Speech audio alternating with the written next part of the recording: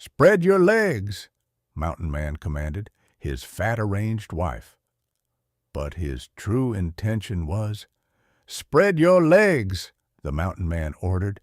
His voice was rough, commanding, and Dahlia froze where she stood, her heart pounding so hard she could barely breathe.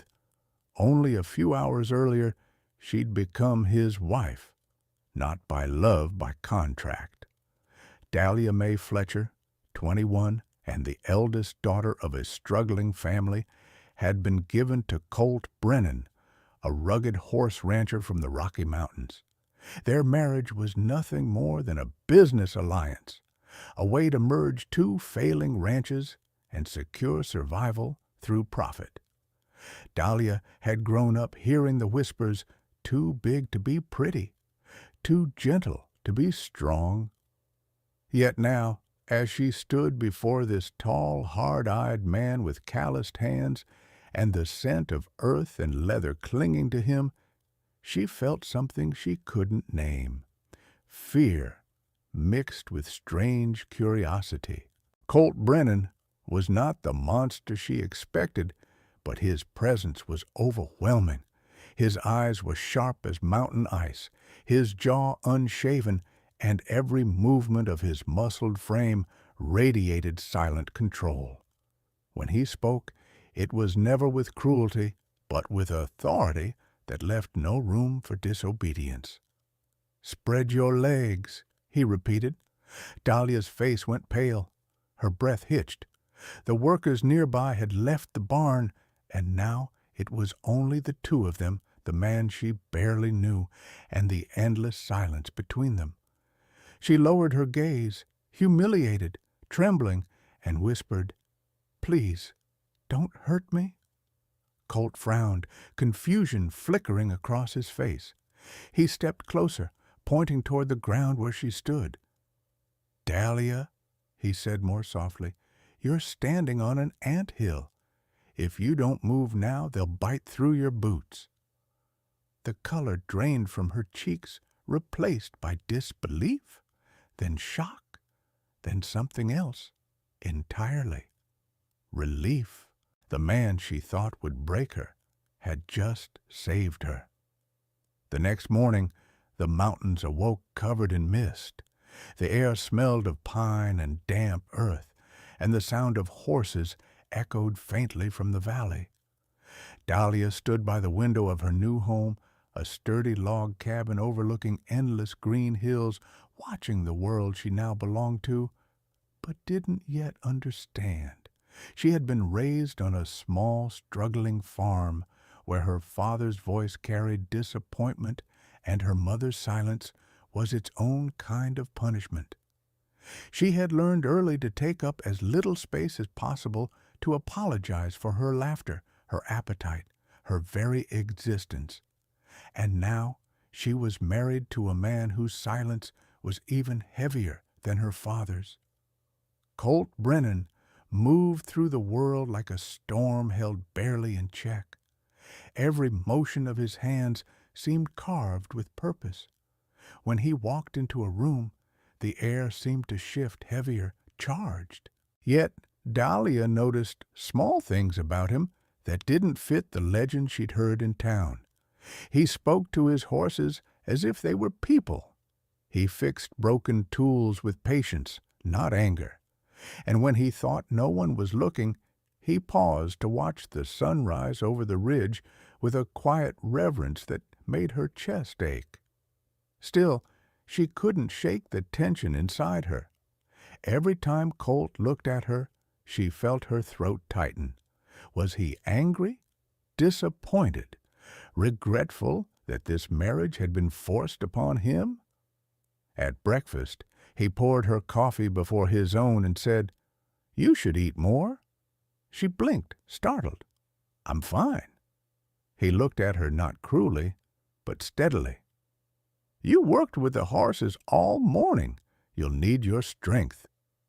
His tone was matter-of-fact, but there was something in it that disarmed her. It wasn't mockery, it wasn't pity, it was concern. As the days passed, Dahlia began to see that Colt's world ran on discipline, not dominance.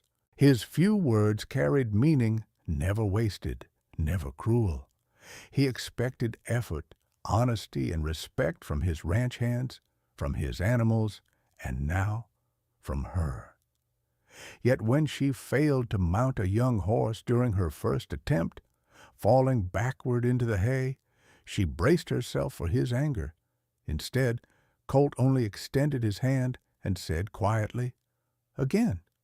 She looked up at him, cheeks flushed. "Aren't you going to yell?" "I don't yell," he said simply.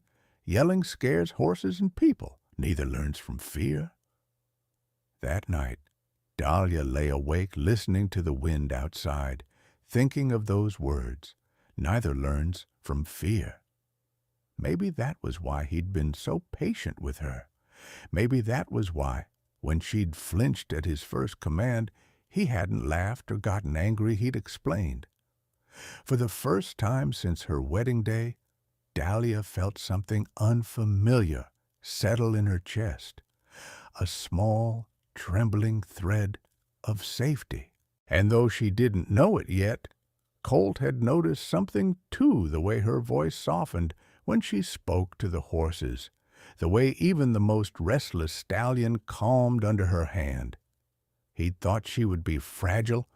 Instead, he was beginning to see a strength she hadn't discovered herself.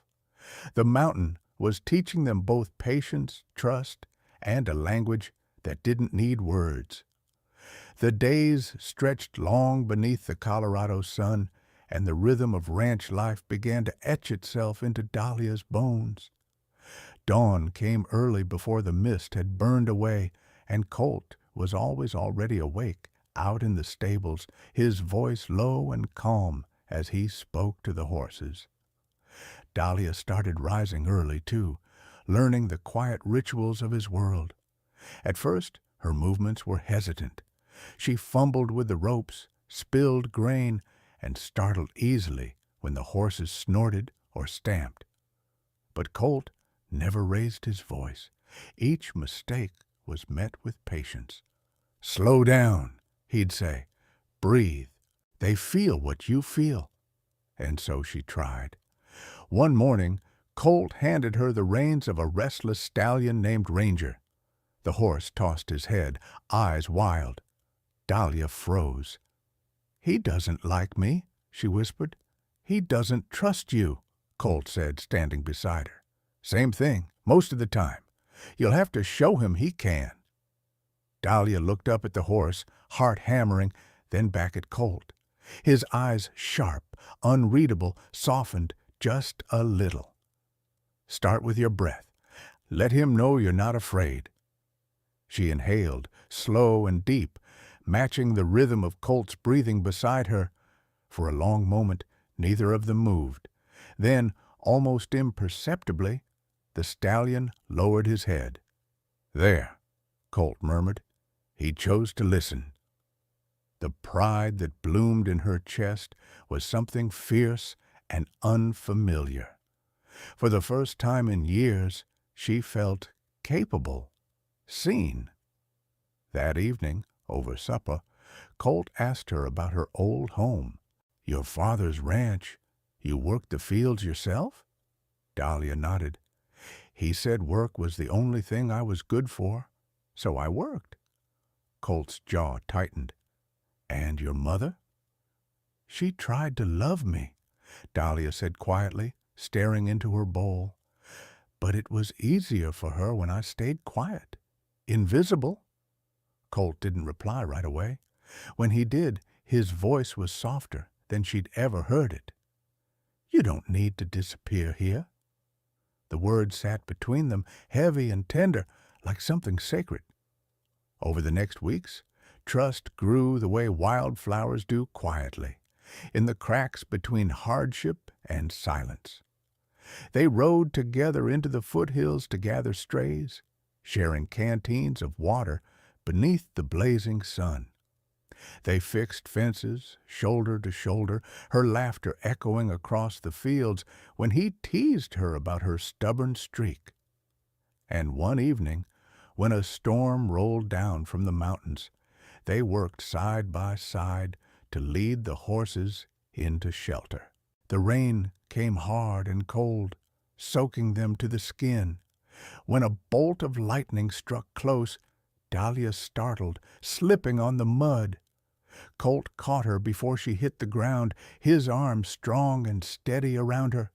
For a heartbeat, the world held still, her palms against his chest, the rain dripping from his hair, the warmth of him so close it stole her breath. Then he released her gently, his voice rough. "You all right?" She nodded, but her heart was no longer steady. It beat like a trapped bird. That night, she couldn't sleep. Every time she closed her eyes, she saw the way Colt had looked at her, not as an obligation, not as part of a business arrangement, but as something fragile and real. She wasn't ready to name it yet. Neither was he. But the mountain had begun to change them both, softening the hard edges, melting the frost between fear and affection. For the first time in her life, Dahlia didn't feel like she was being used or judged. She felt like she was becoming someone not because Colt demanded it, but because around him she was allowed to. By early autumn, the air on the ranch turned crisp, and mornings smelled faintly of wood smoke and dew. The days of fear and awkward silence had faded into something softer, steadier, a rhythm that felt almost like belonging.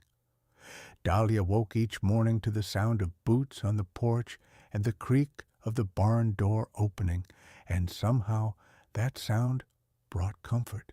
The cabin, once cold and unfamiliar, had begun to change. Colt had built it years ago with his own hands, thick log walls, wide windows, and a fireplace that glowed gold in the evenings. It was built for function, not beauty, yet Dahlia's touch had changed it without him even noticing. She'd hung soft curtains she'd sewn herself, laid flowers on the kitchen table, and filled the shelves with little pieces of warmth. Candles, woven cloth, jars of herbs. One night, Colt stood by the doorway, watching her place a lamp on the windowsill. "You've made this place look alive," he said quietly. She turned, startled by the compliment. "It was already alive," she replied, smiling faintly. "It just needed someone to see it." His eyes lingered on her a second longer than usual before he nodded and went back to tending the fire. Their days blended into an easy companionship. They worked together in the stables, their hands brushing as they passed tools. Dahlia learned how to braid reins, clean hooves, and calm frightened foals.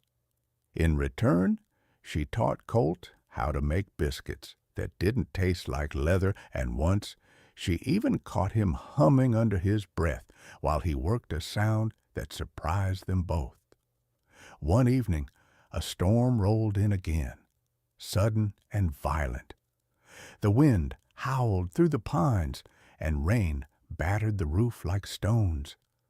Colt came in soaked, hair dripping, shirt clinging to his chest. "The creek's rising fast," he said. "We'll need to move the supplies to higher shelves." Together, they worked by lamplight, stacking sacks of feed and crates of tools. When a thunderclap shook the cabin, Dahlia jumped, and a box slipped from her hands. Colt caught it midair, his hands brushing hers. For a heartbeat, they stood close, too close, his breath mingling with hers, the firelight flickering between them. Neither spoke. The moment stretched thin and trembling like a held note.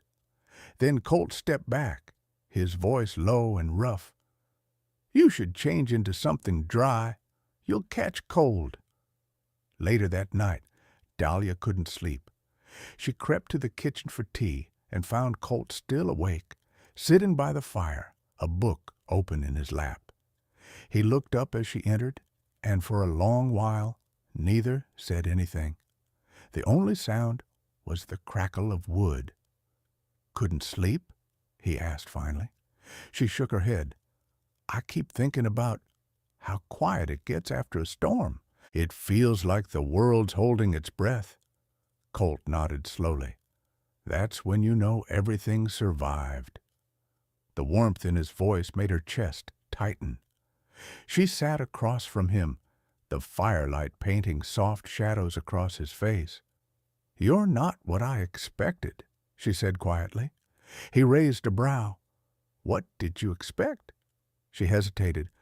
"A man who'd see me as part of a deal. Someone who'd tell me what to do, not ask me." Colt closed the book, his gaze steady. "I don't own you, Dahlia. I don't want to. A partnership only works if both people stand on their feet." Her throat felt tight. No one had ever spoken to her like that, not as property, not as a burden, but as an equal. That night, before she went to her room, she paused by the door.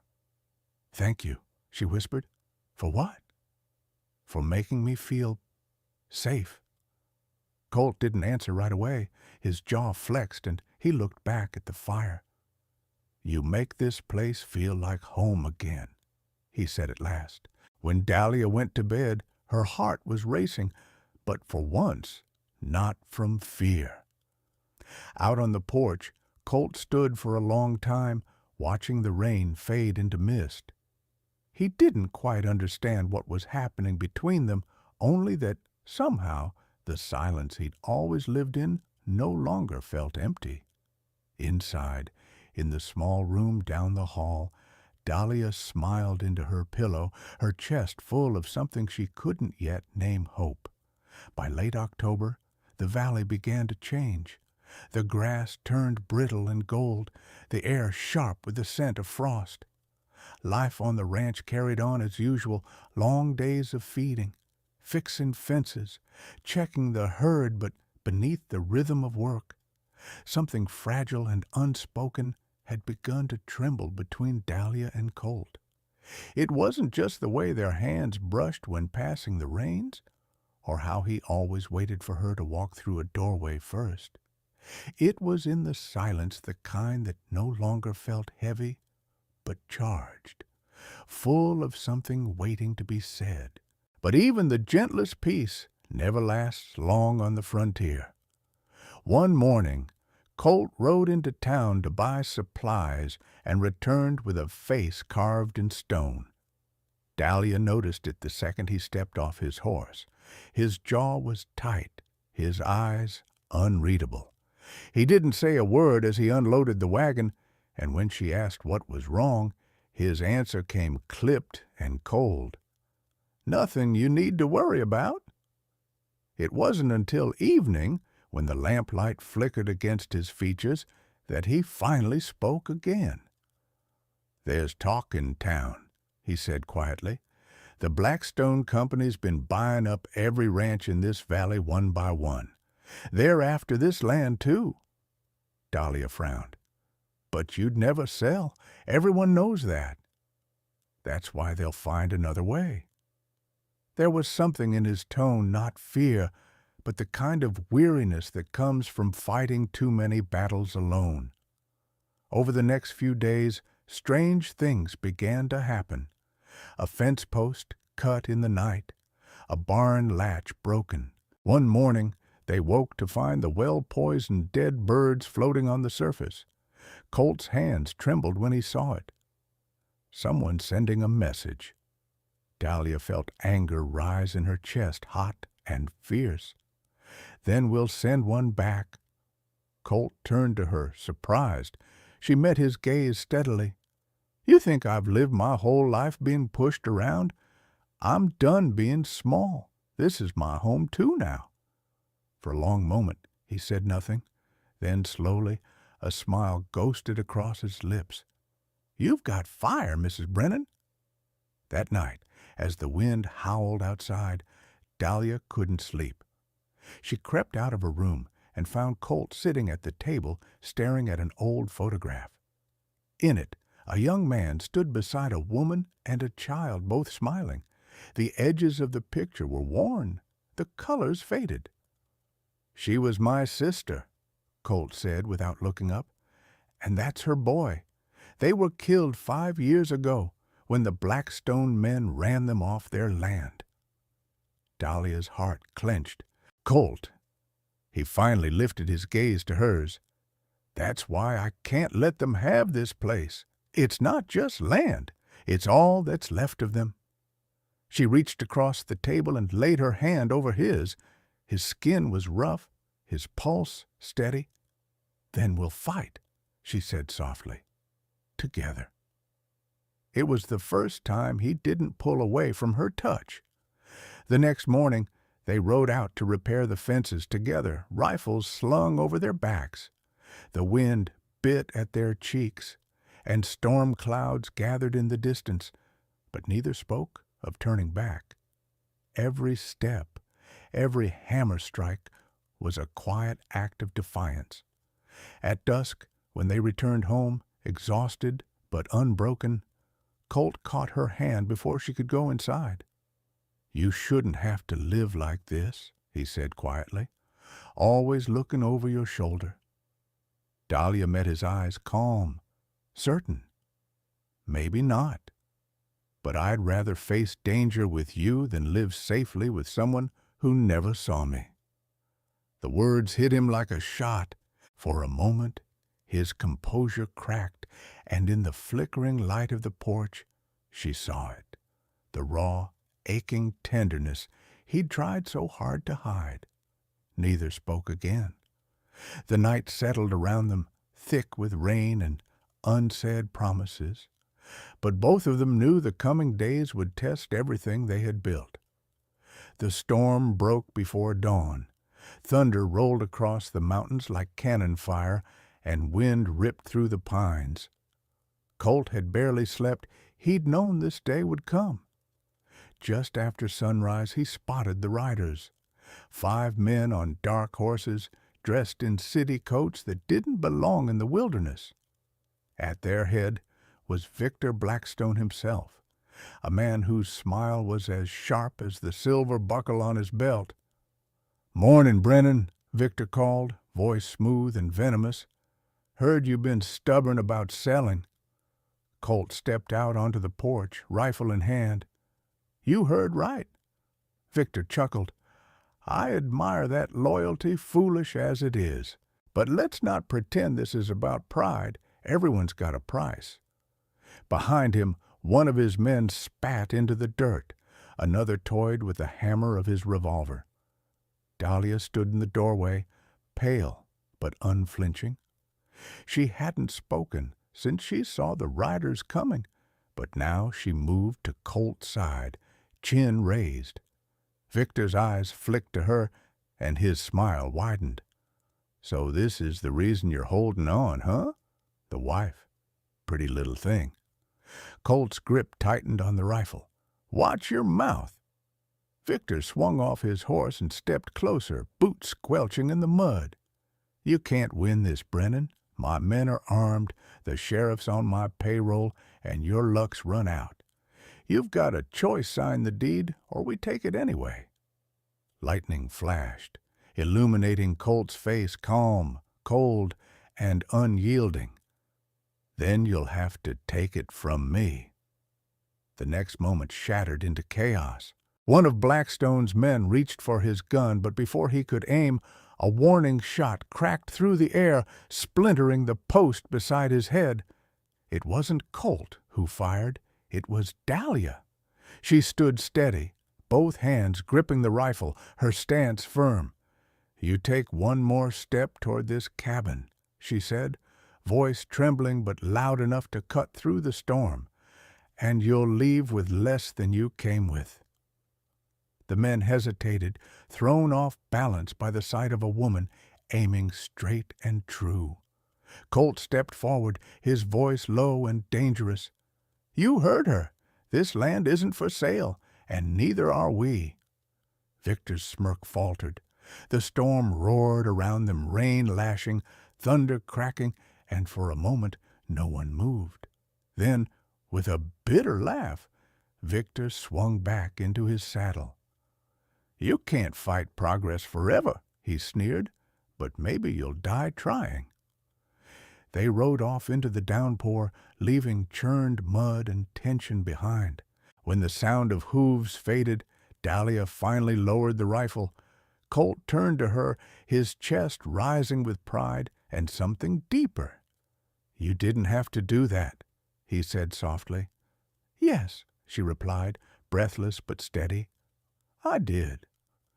Colt reached out and cupped her face, his thumb brushing away a raindrop or maybe a tear. "You were incredible," he whispered, and for the first time he kissed her not out of impulse, but out of certainty. The storm howled around them, but inside that small, defiant moment, the world went quiet. The storm finally passed by morning. Sunlight broke through the clouds, glinting off the wet grass and turning the world gold. Smoke rose gently from the chimney, and the ranch was still as if holding its breath after surviving something great and terrible. Dahlia stood by the porch, wrapped in a wool blanket, watching the horses grazing in the distance. The air was clean, sharp, alive. Every muscle in her body ached, but her heart felt strangely light. Behind her, Colt stepped out quietly, coffee in hand. He stood beside her, their shoulders brushing. Neither spoke for a long while. Words weren't needed. They had faced down a storm, both the one outside and the one inside themselves, and they were still standing, together. "You scared the hell out of me yesterday," Colt said finally, his voice rough but full of warmth. Dahlia smiled faintly. "You said I had fire in me. Guess you were right." He chuckled, shaking his head. "Reckon I should have known better than to challenge a woman who can calm wild horses and stare down hired guns." She turned to look at him, her eyes bright with something steady and sure. "You didn't just give me a home, Colt. You gave me a reason to stand tall again." He met her gaze steady, unwavering. "And you reminded me what home really means." Inside the barn, a newborn foal whinnied softly, the same one they had fought through the storm to save. Dahlia smiled at the sound, resting her hand over Colt's. Out here, beneath the endless sky, they didn't need grand promises or fancy words. The love between them had been forged the way mountain men and wild women are tested by hardship, proven in silence. And as the sunlight spilled over the valley, Colt whispered, "You're safe here, Dahlia. Always." She leaned into him, eyes closing, a single tear slipping down her cheek, not from sorrow, but peace. Sometimes love doesn't begin with soft words or gentle touches. Sometimes it starts with fear, misunderstanding, even a storm. Dahlia thought, "Spread your legs" was a command meant to humiliate her. But in the end, it was life's strange way of teaching her that real love protects, not possesses. That true strength can speak in a whisper, not a shout. Wherever you are in the world tonight, whether you're lonely, healing, or waiting for your own Colt, Brennan, remember this: love will find you when you finally believe you deserve to be safe. Tell me, where are you listening from tonight?